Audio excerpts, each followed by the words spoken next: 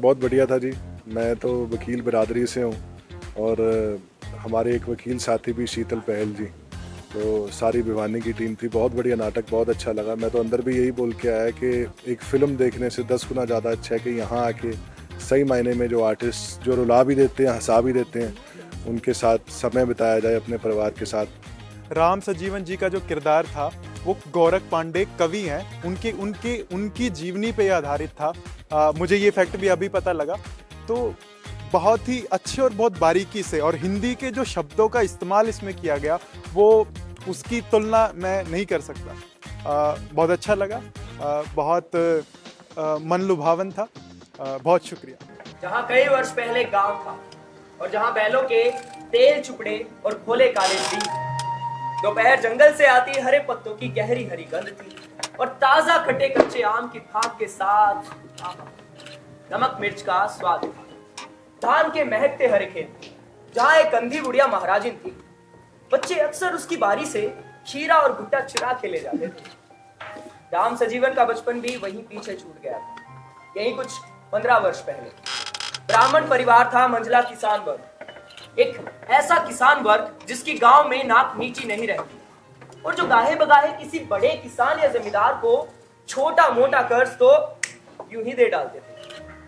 राम सजीवन पास ही के कस्बे के हाई स्कूल और फिर पास ही के शहर के शासकीय महाविद्यालय को प्रथम श्रेणी से लांघते हुए अब दिल्ली के उस विश्वविद्यालय तक आ पहुंचे थे जो दक्षिणी एशिया व अफ्रीका का ही नहीं बल्कि तीसरी दुनिया का सबसे भव्य विश्वविद्यालय था। यार, अपने कमरे की साफ सफाई पर उनका बिल्कुल भी ध्यान नहीं जाता क्या? उन्हें देखकर यह जरूर लगता है कि वो वर्कच्युत हो गए हैं भाई। दोस्तों, मेरे पास एक कमाल की सूचना है। क्या? तीसरी दुनिया के सबसे बड़े विश्वविद्यालय के अधिकारियों ने छात्रों की मांग को ध्यान में रखते हुए दूसरे विश्वविद्यालयों के सामने एक आदर्श उदाहरण प्रस्तुत किया है। क्या? सह शिक्षा के साथ साथ सहवास, अरे सह आवास का उदाहरण प्रस्तुत किया है। अच्छा सुनो, हमारा छात्रावास अंग्रेजी के एच के आकार का है। दक्षिण की तरफ के डंडे में लड़के, अच्छा, उत्तर की तरफ के डंडे में लड़कियां। बहुत अच्छा। और दोनों को बीच से जोड़ने वाले डंडे में मैस मैस मैस मैस मैस मैस मैस वो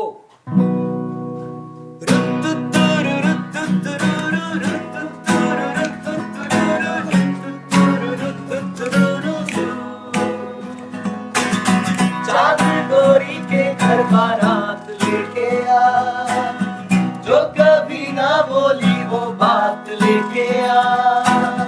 चांद गोरी के घर बारात लेके आ, जो कभी ना बोली वो बात लेके आ। जिसमें शोगियां भी हो, जिसमें मस्तियां भी हो, जिसमें झिलमिलाती रात की खामोशियां भी हो। वट को भट बोले जाने पर उन्हें गहरी गिलानी हुई। उन्होंने पक्का इरादा किया कि अपनी अंग्रेजी पर टाट पट्टी स्कूल की परछाई तक भी नहीं पढ़ने देंगे आइंदा। अनीता चांदी वाला वो अब भी अपनी बालकनी में निकलती और राम सजीवन अपने कमरे में अंधेरा करके चुपचाप बैठे बैठे देखते रहते और अत्यंत आत्मीय और फुसफुस वार्ता शुरू हो जाती। अब एक दिन बड़ी मेहनत और लंबी प्रतीक्षा के बाद अंतिम निर्णय लेकर उन्होंने कहा,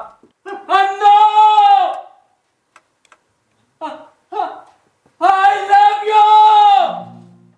बहुत ही ज़्यादा अच्छा लगा। एक्चुअली मैंने बहुत देर बाद यहाँ पे प्ले देखा है। मैं नॉर्वे से आई हूँ स्पेशली इस विंटर फेस्टिवल के लिए। इट्स ब्यूटीफुल, बहुत बहुत मज़ा आया। हाँ जी, इट वॉज वेरी गुड। मतलब काफ़ी अच्छा आई थिंक एफर्ट है सबके, और सच अंदर भी जैसे बोला गया मूवीज से ज़्यादा आई थिंक प्लेज में ज़्यादा इंटरेस्ट खींचा जा रहा है। तो I think it's very good effort और एंटरटेनिंग भी था आज का शो। तो very good, very well enjoyed.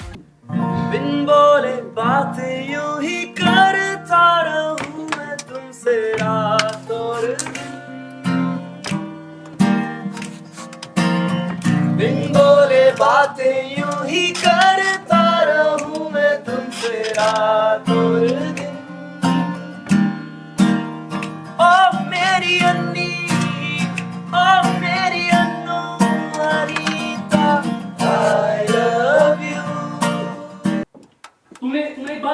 Anita की पिछले 5-6 दिनों में इन दिनों वो इतना ज्यादा स्लीवलेस पहनती है कि समझो बाहें ही नहीं, बगलों के नीचे का भी काफी हिस्सा खुला हुआ रहता है। और बुधवार को जो उसने टॉप पहन रखा था हरे रंग का, उसका गला इतना खुला हुआ था कि समझ लो मॉड लड़कियां भी ऐसा दुस्साहस नहीं कर सकती। तुम इसे अनीता की बेशर्मी कहोगे, है ना? लेकिन बंधु प्यारे, ऐसा है नहीं। ये उसका एक संकेत है, ये उसकी बेचैनी और खींच की अभिव्यक्ति है। इतना खुला कपड़ा पहनकर, अपने शरीर को इतना दिखाकर वो मुझसे कहना चाहती है कि मैं अपनी मौजूदा निर्णयहीनता को तोड़ूं, मैं उससे बात करूं। आखिर लड़की शरीर के माध्यम से ही तो मौन को भाषा में बदलती है। यार तुम उस लड़की से सीधे जाकर बात क्यों नहीं कर लेते? जाकर बोल दो कि मुझे तुमसे कुछ जरूरी बात करनी है। Excuse me? Excuse me? Excuse me? Excuse me? भाईजान, Excuse me? भाई साहब, Excuse me? भाई साहब, क्या है? बुला रही है आपको। Excuse me? Whether the bus number 666 is gone? हैं? Whether the bus number 666 is gone? It is yet to come. Okay.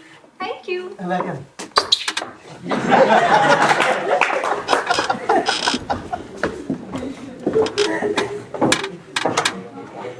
वो मुस्कुराई, थैंक यू कहा और वहीं बस स्टॉप पे खड़ी हो गई। तो महोदय, इसमें आपका चिंतन कौन सा संकेत ढूंढता है? वैसे तो तुम्हारे लिए सारी बातें बकवास हैं, लेकिन तुम लोग अपने तरीके से सुनना चाहते हो तो मुझे बस एक बात का जवाब दो। वहां उस समय बस स्टॉप पर कम से कम 20 लोग मौजूद थे। नहीं हो सकता है। पूरे बड़े थे, नहीं मालूम है उन्हें एक्यूट सिजोफ्रेनिया हुआ है।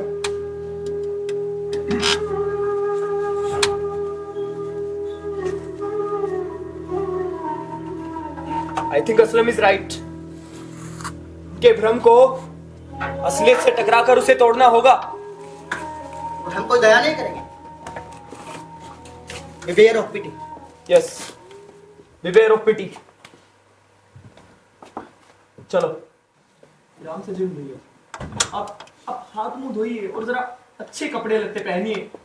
अब उस लड़की से प्यार किया है तो उसकी माफिक तो बनिए जरा। और अगर नहीं बन सकते तो फौरन लौट आइए, आंखें खोलिए, धूप को देखिए। वो लड़की इस संसार की नहीं है और आप ठहरे इसी दुनिया के वासी गुरुदेव। वो लड़की बहुत डर गई। उस लड़की ने सिक्योरिटी प्रोटेक्शन की मांग की। आज सुबह उसे ये पत्र मिला। पहले तो उसे पता ही नहीं चला कि ये पत्र लिखा किसने। फिर उसने चौकीदार धीरे सिंह नेगी से पूछा। राम से जीवन ने अपना नाम और पता साफ साफ लिखा है। तो लड़की क्या चाहती है? वो लड़की कह रही थी कि पिछले कुछ दिनों से उसे ऐसा लगने लगा है कि कोई पागल सा आदमी से लगातार घूरता रहता है। पहले तो उसने इस बात को गंभीरता से नहीं लिया, मगर अब बात दूसरी। खैर, मैंने उस लड़की को समझा दिया है, लेकिन बेहतर होगा आप राम से जीवन को गांव भेज दें। यहाँ से दूर रहेंगे, हवा पानी बदलेगा तो शायद ठीक हो जाएंगे। राम सजीवन जी फिर से लौट आए हैं 1 साल तक गांव में रहने के बाद। अनीता चांदीवाला अपनी रिसर्च पूरी करके वापस केन्या जा चुकी है। कल्याण कुमार दास एक अखबार में उप संपादक के रूप में कार्य कर रहे हैं और नवीन डोंडियाल गुवाहाटी के किसी चाय बागान में अच्छी सी नौकरी लगी।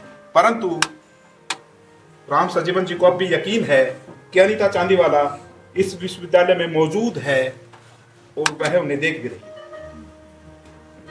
ये एक अदृश्य इम्तिहान से गुजर रहे हैं। राम सजीवन जी आज भी समाज की वस्तुगत परिस्थितियों, दर्शन की भौतिकवादी परंपराओं व वर्गीय अंतर्भेदों पर लेख आदि लिखते रहते हैं। श्री सुदेश शर्मा जी का बहुत बहुत आभार व्यक्त करता हूं कि इस तरह का रंगमंच की जो गतिविधियां लगातार चंडीगढ़ में वो चला रहे हैं। अभी एक ये थिएटर फेस्टिवल, इसके बाद जैसा मुझे पता चला है एक 7 दिन का थिएटर फेस्टिवल और है, और भी कई सारी गतिविधियां चंडीगढ़ में लगातार चल रही हैं, तो ये थिएटर के लिए बहुत अच्छा है। तो आप लोग इसका थिएटर का मज़ा लीजिए, लगातार आइए, नाटक देखिए। और मैं फिर से एक बार सभी TFT की टीम का और सुदेश जी का बहुत बहुत दिल से आभार व्यक्त करता हूँ कि उन्होंने मुझे यहाँ पर नाटक परफॉर्म करने का मौका दिया। दर्शकों का बहुत बहुत धन्यवाद।